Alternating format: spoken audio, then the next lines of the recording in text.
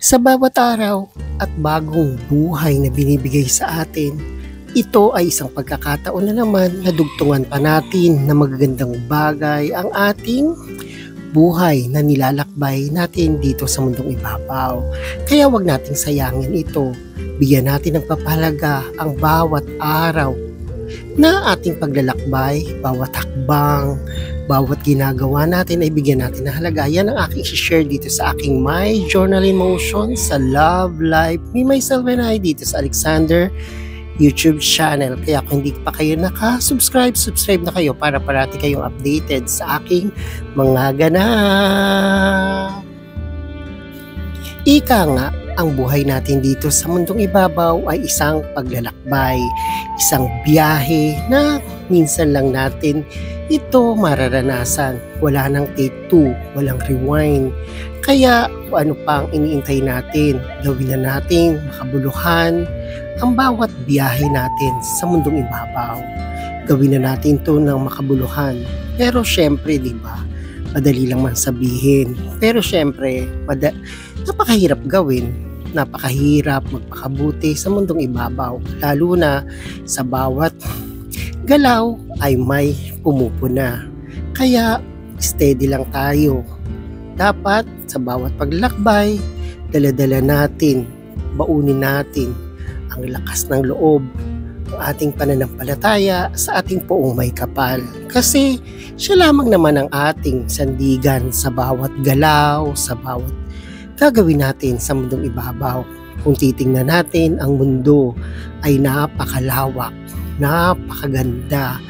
Pero dito natin makikita at maipapakita kung gaano tayo katatag sa bawat mga pagsubok na ating pinagdaraanan. I am sure na lahat naman tayo ay busy sa kanya-kanya mga larangan ng ating mga pangarap.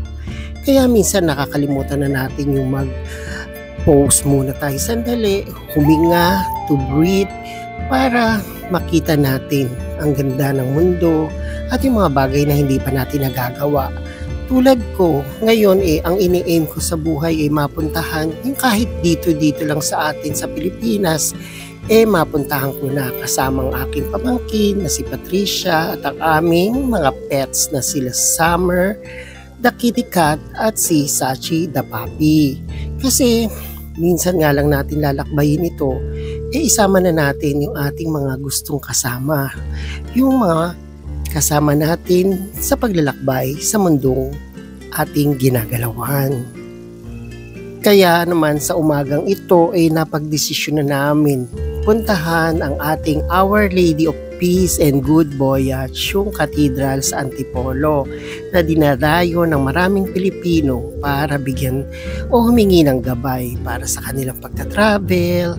Syempre lahat naman tayo ay traveler sa mundong ibabaw, diba? Lahat naman tayo may mga gustong marating. Kaya hingi tayo ng gabay sa ating poong may kapal. At syempre pinuntahan namin to ng ordinaryong araw, Martes, para hindi masyadong maraming tao. Kasi parating pinupuntahan ko to, andun lang ako dun sa may kandelabra, yung tirika ng kandila sa simbahan. Kasi nga sa labas, ang daming tao, ang daming gustong pumunta, maraming parking. Kaya ngayon, andito na kami, dito sa Our Lady of Peace and Good Voyage, ang kanilang simbahan, ang cathedral, na isa sa mga institusyon na o sa mga nilulook forward na simbahan para puntahan na ating dalanginan para tayo ay basbasan, para tayo ay humingi ng gabay sa ating pang-araw-araw na paglalakbay dito sa ating mundo. Kaya ayan, si Sachi the puppy, si Patricia Bianca, si Summer the kitty cat ay nakasama ko sa araw na ito para nga tumungo dito sa ating simbahan dito sa Antipolo. Kaya sa aming paghingi ng gabay para tayo ay kanyang bigyan ng maraming blessing at maraming, syempre, diba, bigyan tayo ng lakas ng loob para talikdan ang mga masamang gawa at mga hindi magagandang bagay dito ay iligtas tayo. Kaya sa pang-araw-araw natin, kung ano man ang ibigay sa atin, hakbangin na natin ang buhay tungo sa kabutihan. Kaya pasyalan na natin ang ating mga dalanginan, ang bahay dalanginan, ang mga sambahan ng ating buhay ng ating Panginoon na sa atin ay naglalang. Kasi siya lang naman ang nakakaalam ng ating ikakabuti dito sa mundo. Sa bawat hakbanga ng ating buhay, ilaan na natin ito para sa ating tinatawag nating gratefulness, kindness, and syempre ang pagpapakabait natin sa isa't isa. Kaya ano pang hinintay nyo, humiling na rin kayo sa ating Panginoon ng gabay para sa ating pang-araw-araw na buhay. Alam naman nating hindi madaling mabuhay o lumaban sa mga pinagdaraanan natin dito, mga pagsubok. Pero di ba sabi nga ng Panginoon, hindi naman niya tayo pinangakuan ng simpleng buhay o yung marangya, kundi tayo ay magpakabuti para makamtam natin ang mga biyayang kanya ibibigay sa ating pang-araw-araw. Diba? Marami naman tayong mga hinihiling sa kanya na hindi naman niya tinugon. Hindi sa hindi tinugon iyon, o hindi ang pagkakataon ng ating paghiling ay para palakasin tayo, para pag dumating na yung dapat na mga biyayang para sa atin ay ready na tayo. Kasi nga diba, there's a